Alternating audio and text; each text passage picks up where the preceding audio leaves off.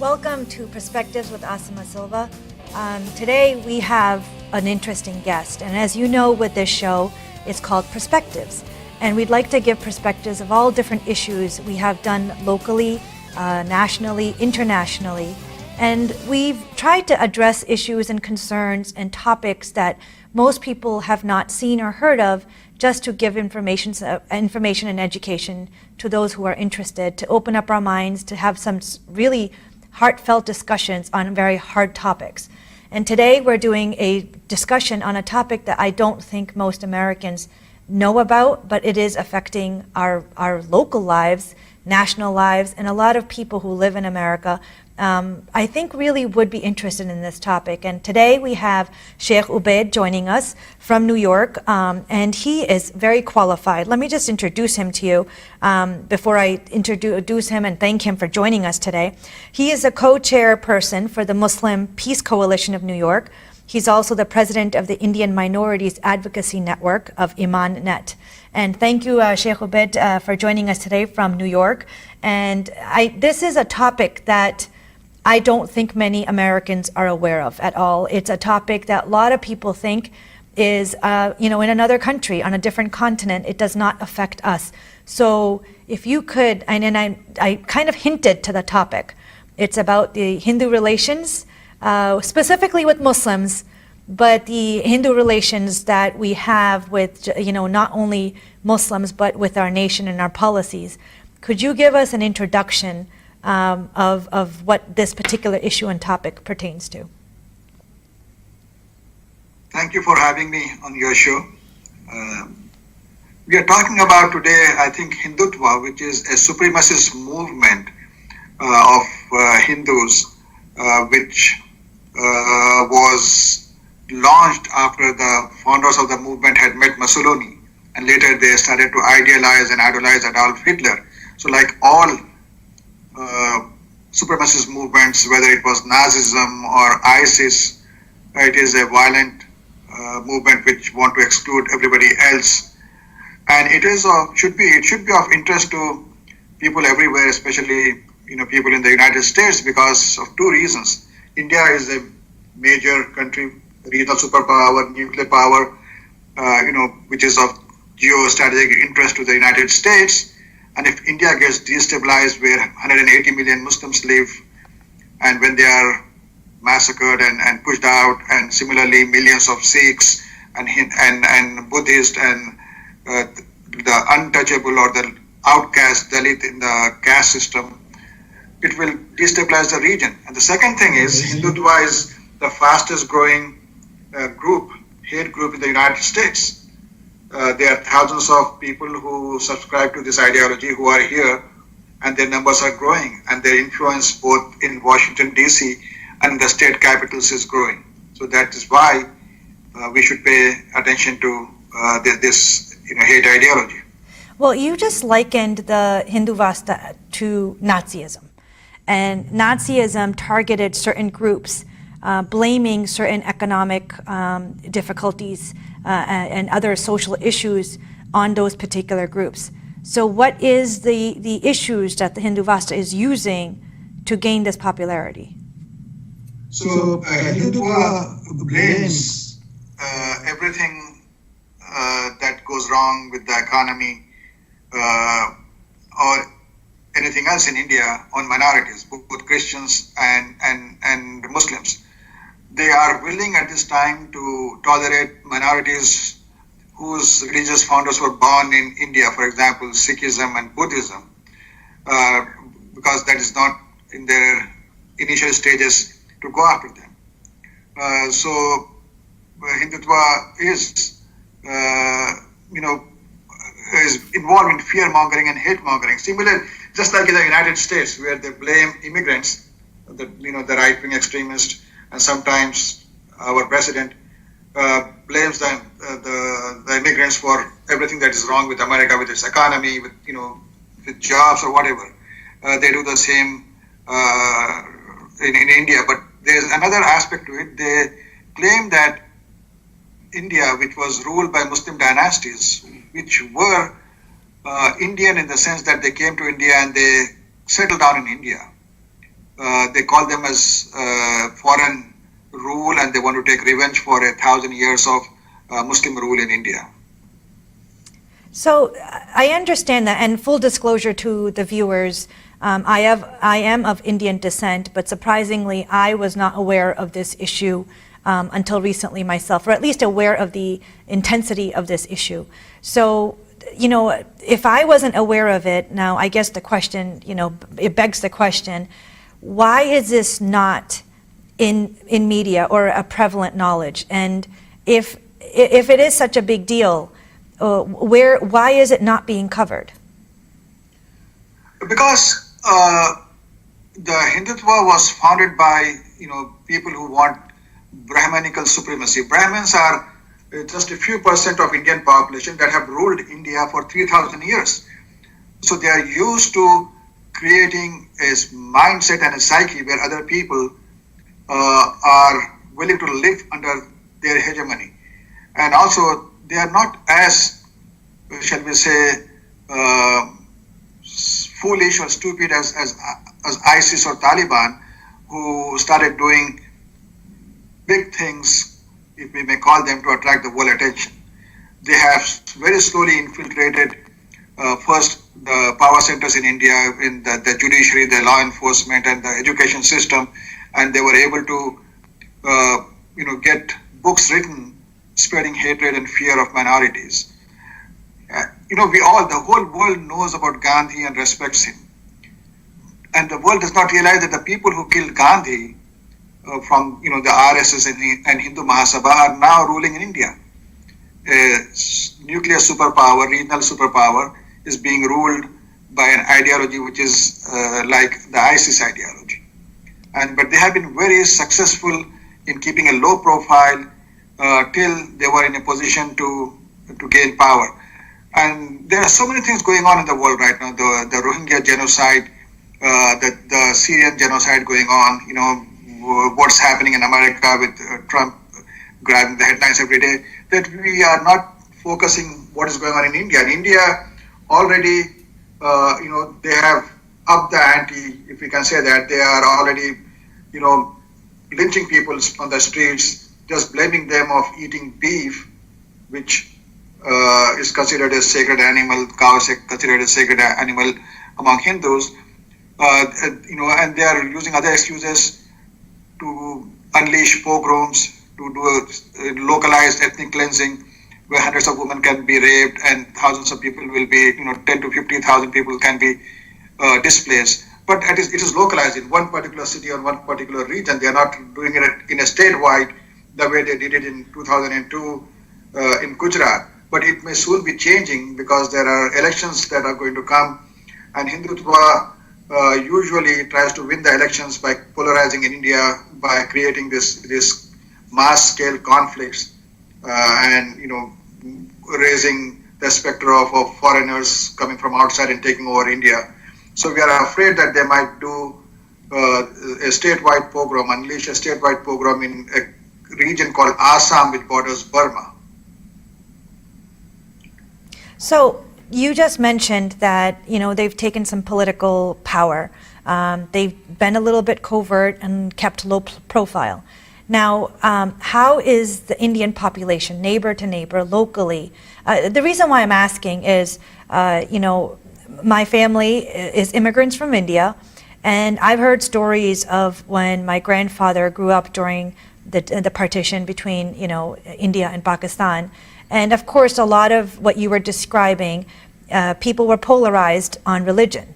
And I remember hearing stories from my grandfather saying this was more of a political polarization rather than on a neighbor to neighbor, person to person, coworker to coworker basis, in the sense that if there was something that was hurtful or dangerous for your neighbor, regardless of their religion, the other neighbor stepped in at that moment.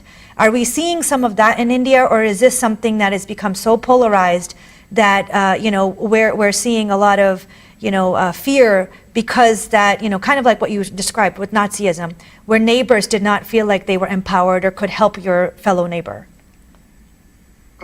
India is a diverse country, so certain regions of India, especially the Hindi heartland, the polarization is much worse and much more deeper than in the South. In the South, the neighbors still they take care of one another. Hindutva came to power because of the parliamentary system. They won 30 to 31% of the votes cast, but won an overwhelming majority of the seats because the other votes got divided among multiple different parties. But in the Hindi heartland, there is the slogan Hindi, Hindu, Hindustan. That means Hindustan is India. That means only Hindus who speak Hindi should be allowed to live in India. So, just like only Aryans, pure Germans were supposed to live in Germany.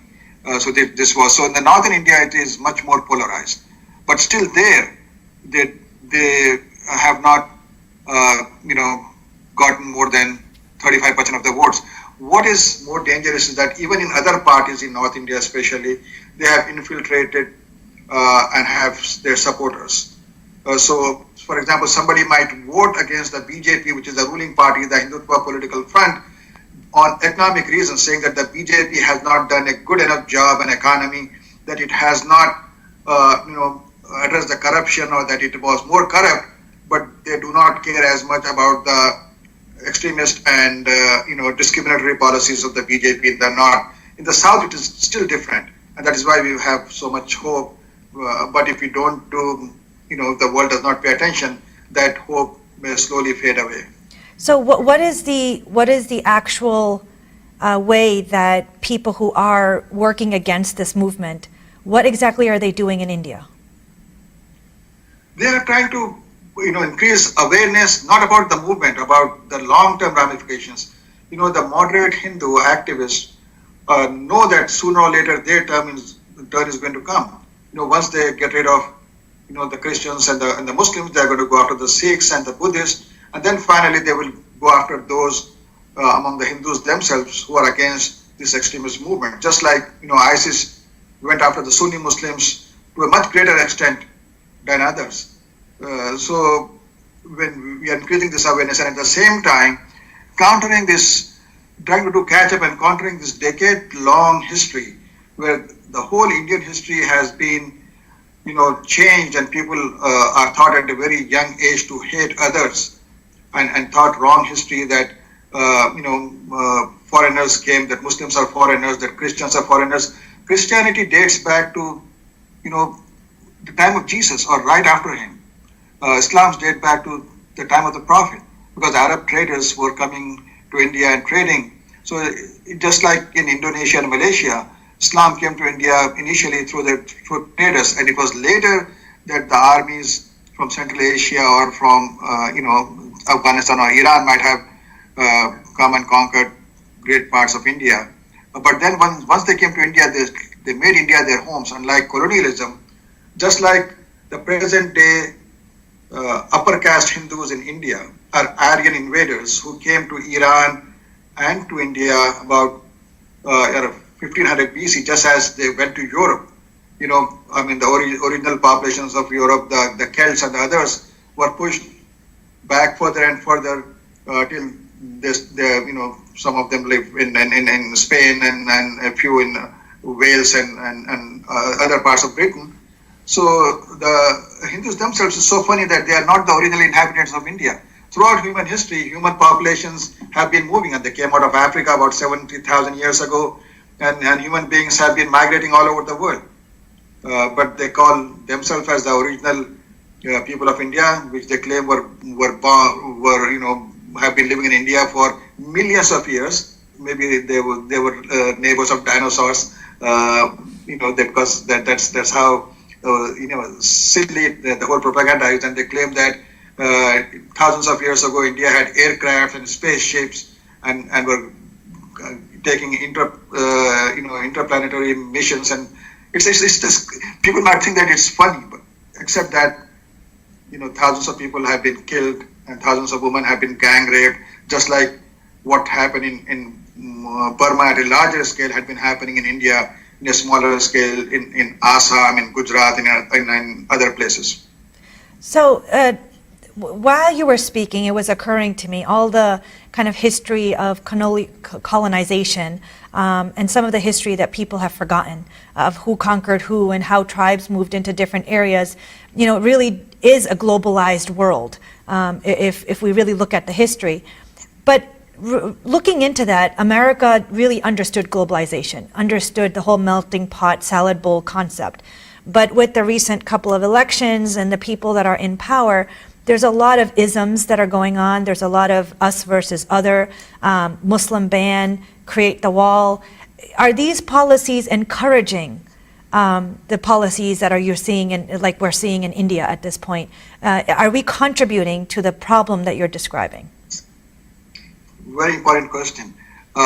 Some of the groups who belong to Hindutva actually worship Donald Trump as a god.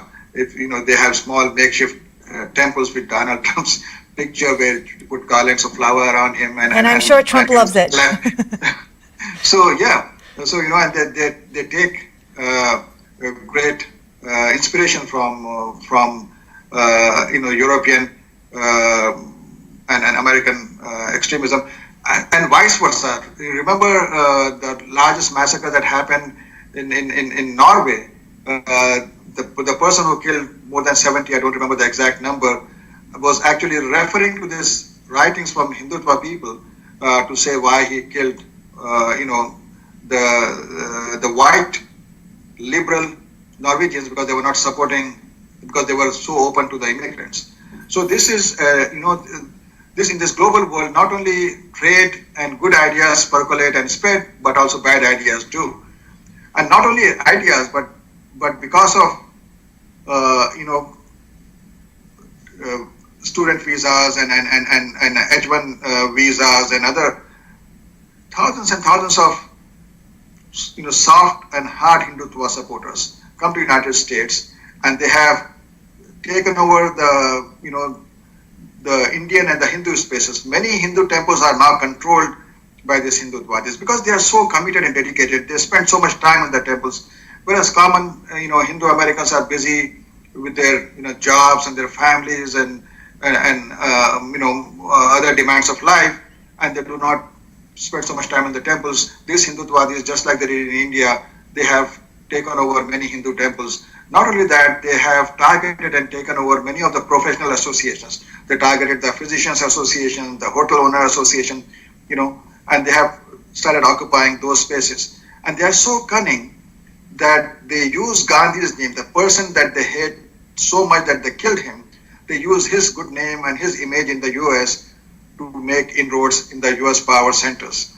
They give donations to the members of Congress and local state assemblymen and women, and they form lobbies, and in the name of multiculturalism, which they are eradicating in India, they make these inroads.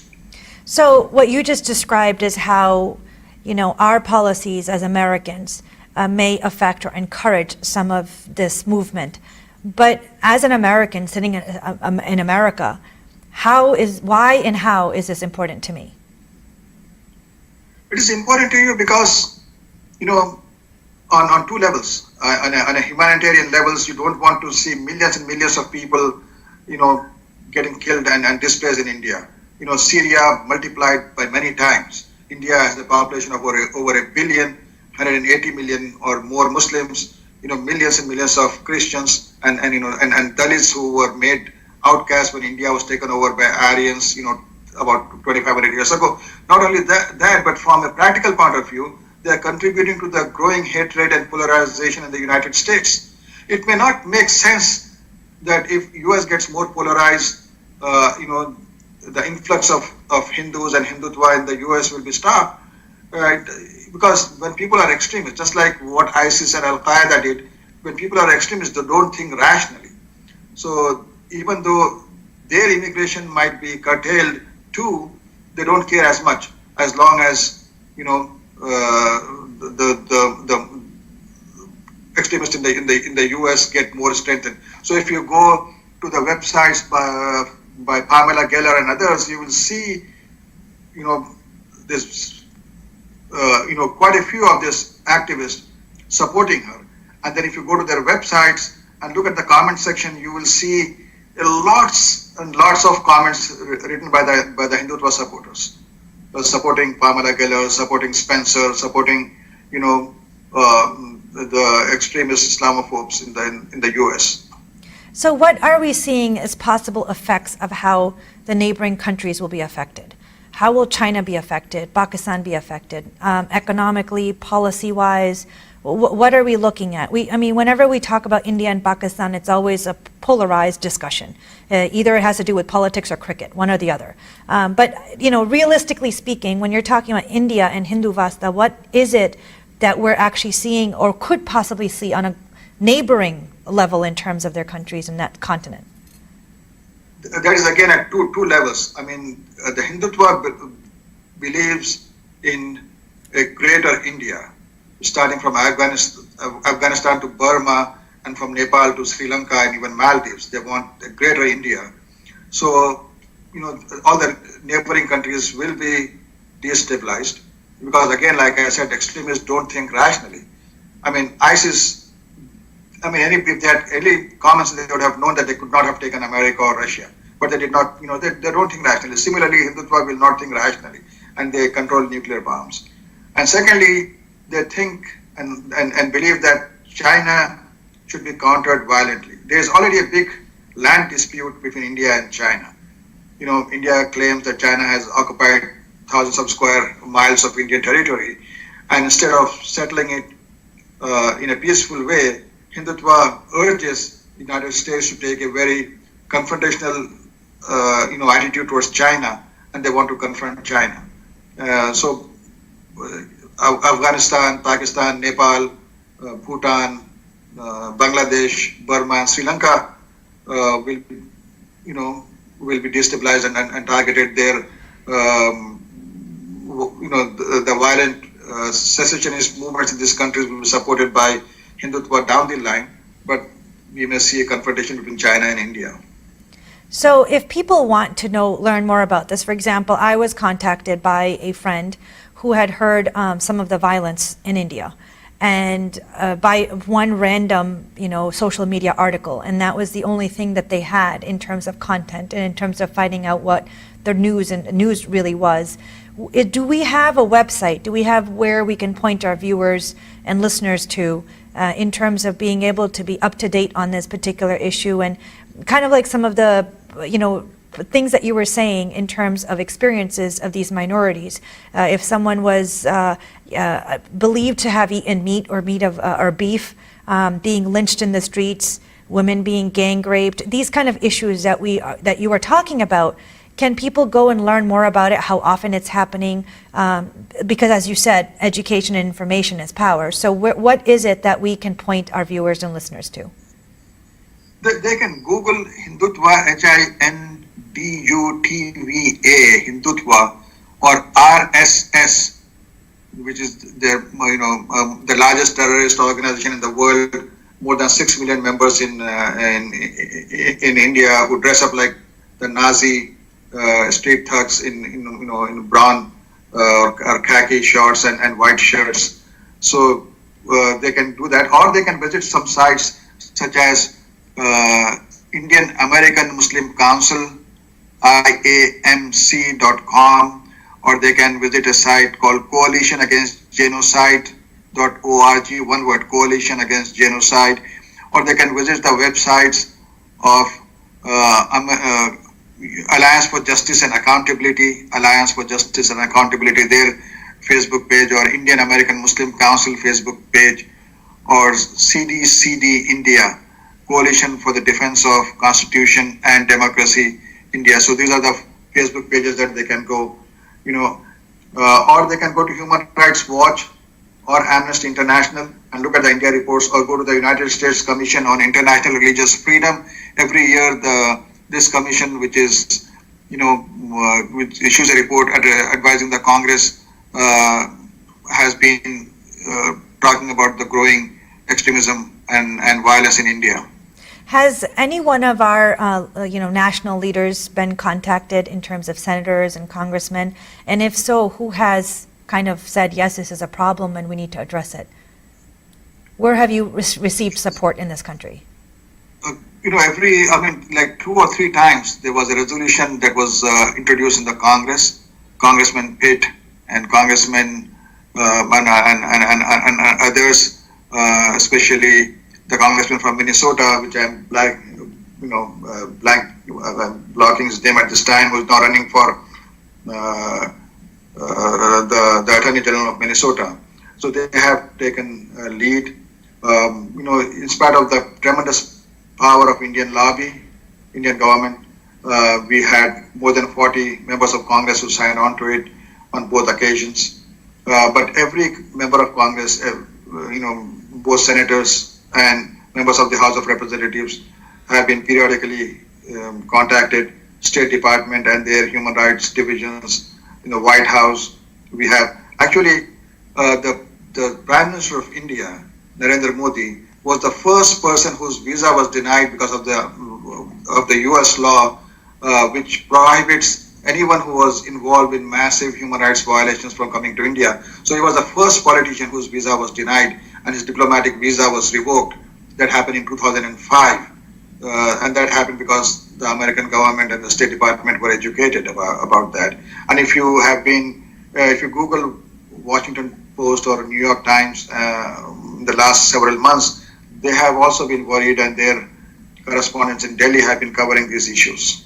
So is it fair to say that after researching on these topics that we are asking people to call their leadership, national leadership, and ask them to be involved and be informed on this topic and to be able to help pass whatever resolutions come on their desk supporting the minorities in India? Supporting the minorities in India, supporting the democratic constitution and the rule of law in India. India is a huge country. It cannot be destabilized. It's not in the interest of the world or the interest of the United States to have the world's largest democracy to be destabilized. And also to keep and watch on the infiltration in the U.S. By these extremists. And actually CIA this year had called VHP, the Vishwa Hindu Parishad, which is translated as World Hindu Council, as a militant organization, and called their mother organization RSS also as an extremist organization. So slowly, the agencies in the U.S. are waking up to it. Just imagine, the U.S. being, completely oblivious to the growing threat of Al-Qaeda and ISIS. They are similar organizations. Well, we're out of time on this show for this discussion, but thank you so much for joining us, and hopefully you can in the future join us again and give us some good news on that we're making progress on improving the situation of the minorities in India and in this movement. So just to finish up, what a show, a topic that I myself was not educated on, and I hope you found this very informative. And please do something about it. Call your local and national leaders to actually take action on this particular issue. And join us again for Perspectives.